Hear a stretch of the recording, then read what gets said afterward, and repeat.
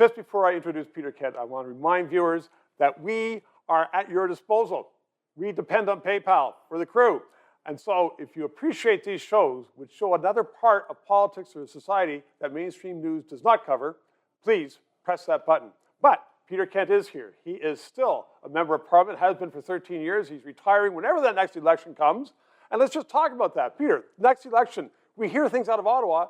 It could be this summer, it could be this fall, and yet the polls are showing the Liberals, the corrupt, incompetent Liberals, way ahead of your party. What's going on? Well, when I was a journalist and for the last 13 years as a politician, well, 15 years, I was unsuccessful the first try. I'll resort to John George Diefenbaker's famous quote that polls are for dogs. Canadians aren't thinking about elections now. Justin Trudeau is preoccupied. He wants an election. He can't stand a minority parliament, and that's part of the problem the country has today.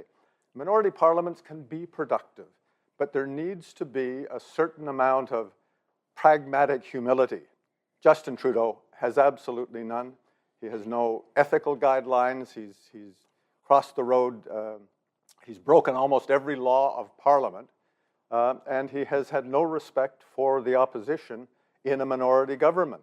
So you think the polls are wrong when some polls show that he would come back with a majority government should there be an election right now, which I find hard to believe, but I want your opinion.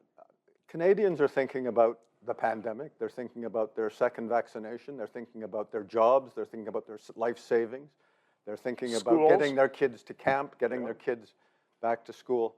When the writ is dropped and the media begins to cover equitably all of the party positions and all of the party leaders, and Erin O'Toole has as much coverage on the CBC, which Paul Wells has described as Justin Trudeau's biggest marketing supporter. He gives them a lot of money. Yeah, but when Canadians begin to pay attention, I think we will see that we are today, pre-election, where we were in 2004, 2005, when the polls suggested that Paul Martin would be coronated with a Liberal majority.